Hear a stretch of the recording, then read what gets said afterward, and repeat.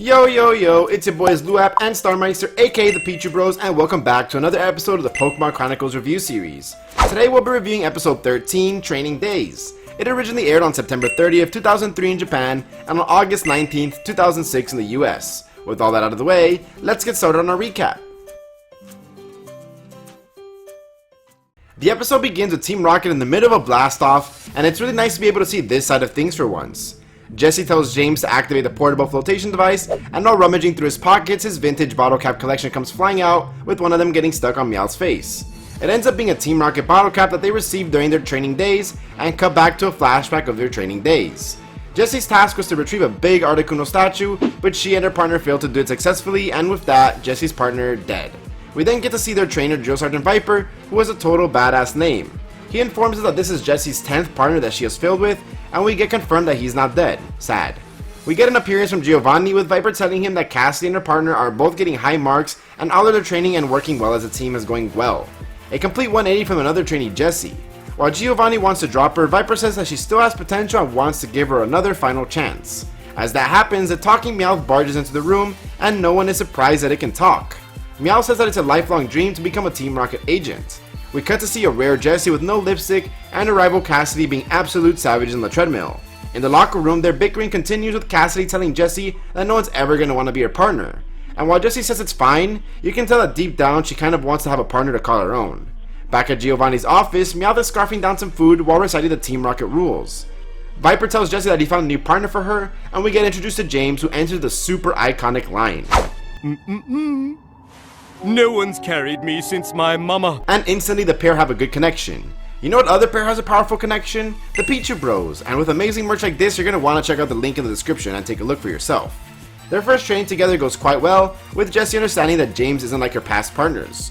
We then see Giovanni completely fed up with Meowth's antics and wants whatever is deemed necessary to get removed from the premise. Viper has the idea to team him up with Jessie and James. They are the first two to seem to even care that Meowth can talk, but immediately they are assigned their first challenge. In this challenge, they are tasked to go to a predetermined location within 24 hours, going by any means necessary. Each of them is given a loaf of bread and a bottle of water to last them the day, but Meowth immediately eats his share. They then get to a river that Meowth can cross, so James puts him on his head and helps him cross. Meowth continues to be a burden on the team by being too tired and hungry to march on. But James continues to be a true friend and gives him his portion of bread and water. And of course is keeping the bottle cap since he's collecting them. That night, Jessie decides to share her bread with both Meowth and James, showing that the pair has grown on her. Jessie and James had a heart-to-heart talk and really grew on each other. It was then that they decided to make an agreement to not leave each other no matter what.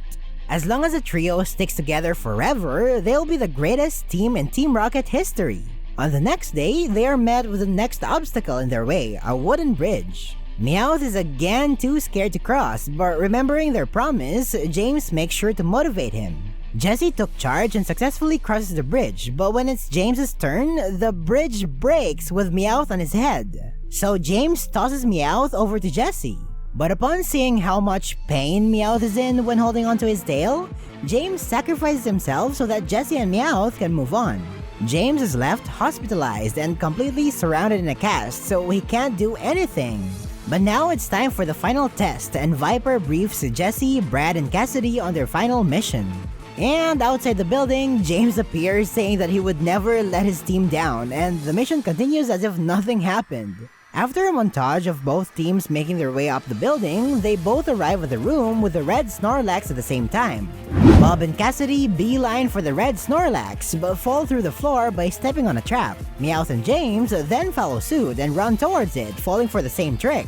But Jessie carries the team on her back and pulls them both out, this time refusing to let James fall down. One out-of-context picture later, and they got to the red Snorlax, and as they're pulling it out of the building, the time runs out. Viper announces that even though they failed the mission, they worked so well as a team that Jessie, James, and Meowth have become Team Rocket agents. With that, the episode ends on a high note, so that's it for the recap, and now for our ratings and reviews. Now this is a much better Team Rocket episode than We're No Angels. This episode focused on how the Team Rocket trio as we know it was formed. This episode did a very good job of focusing on the backstory of how the three became a team during the Team Rocket training camp, with a special focus on Jessie. We see her having failed with a random guy, and being told that there's a 10th teammate that she's failed with. This and being constantly ridiculed by Cassidy really made you feel for her as a character. With James, they did an amazing job of showing off his cool side. It's surprising because he's much more of a goofball, but this episode didn't really show that off at all. Instead, they showed off that he has what it takes to be a really cool character if need be. He was always there for Meowth, and really inspired and gave hope to a hopeless Jessie. His sacrifice for his friends was also heartwarming, as he not only did it once, but almost did it twice. Meowth was shown to be an awful friend and a terrible person, but that's exactly how he is nowadays. Of course, their friendship with both of them gets better as the episode progresses, but Jessie and James really drew the short end of the stick by having that be their partner Pokemon. Had they gotten a better Pokemon, I feel that they would have gotten much further in the challenge with basically no errors. While I know this episode is truly loved by many, I just felt that it could have been stronger. While definitely being better than the other Team Rocket episode, I just felt that their backstory was too rushed. It was James being the perfect friend and Meowth being a complete hindrance with no ounce of regret. It really makes you wonder if they had Raticate instead. I also love the fact that we got some Butch and Cassie love because this is their series. In fact, in the last 6 episodes, they've appeared 3 times. My rating for this episode is a 7 out of 10. I enjoyed it, I just felt that it had a lot more potential. I'd overall watch this episode again. Okay, so the first Team Rocket focused episode in Pokémon Chronicles was kinda awful to say the least. But Training Daze took a 180 turn and delivered a fantastic episode. It was amazing to see the backstory behind Team Rocket. Here we learned that Jessie always had trouble working in a team until she finally found her perfect pair in James. It was super cool to witness her transition from someone who is socially challenged and only looks after herself into someone who cares for others and knows how to lead a team. Jessie's story in this episode was endearing, she was very rootable, and it was satisfying to see her win the competition of life. James, on the other hand, was shown to be the wholesome member of the trio. He is basically Hell's Angel. I was always touched with the good deeds he's done in this episode, such as carrying Meow through the water, giving him his share of food, carrying him again across the bridge, and sacrificing himself twice for the sake of his team. All these, coupled with the several sarcastic and hilarious dialogues sprinkled around, makes him my favorite character of the episode.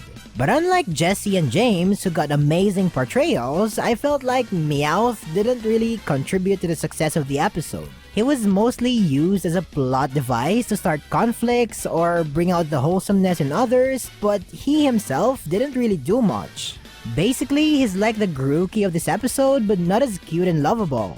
I definitely expected more development from this iconic character, but he was still a joy to watch nonetheless. The addition of Butch and Cassidy was fine too, I guess. Cassidy really pushed Jessie to her utmost competitive spirit, but Butch felt like he only existed just so someone could butcher his name. They were still a welcome addition, and I'm happy to see them again in Pokémon Chronicles. I also thought that the challenges in this episode were really exciting. Obstacle courses, racing through the forest, tower heist, all of them sound super cool in concept. But the pacing of these challenges were super fast, like if it was extended to the same length as The Legend of Thunder, it could have easily been a 10 out of 10 episode. Also, I'd just like to point out that this episode had a lot of inconsistencies with the original series in terms of Team Rocket's backstory. Such as when in the original series, Jessie and James said that they were friends way before joining Team Rocket, and that Meowth was originally Giovanni's pet, and also how they didn't recognize Butch and Cassidy in their debut episode. All these were debunked by Training Daze. Our Anipok G-Man bro Pokefurlax even made a video about it, so you might want to check it out after this is done. But I honestly think that instead of calling this episode terrible in the continuity department, I think it's more of a rectification, a rewrite of what truly happened with Team Rocket. But overall, this episode was super heartwarming and savagely entertaining. So, despite its multiple shortcomings, I'm still giving it an 8 out of 10. Training Daze is one of the top most Pokémon Chronicles episodes that I would never ever get tired of watching over and over again.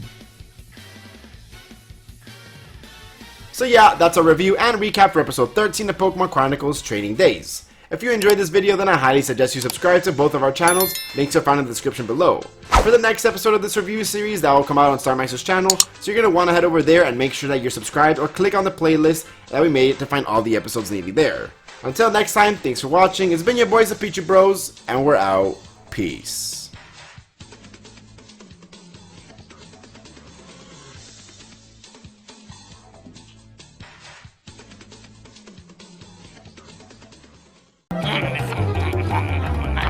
The most important trait for an agent is discipline.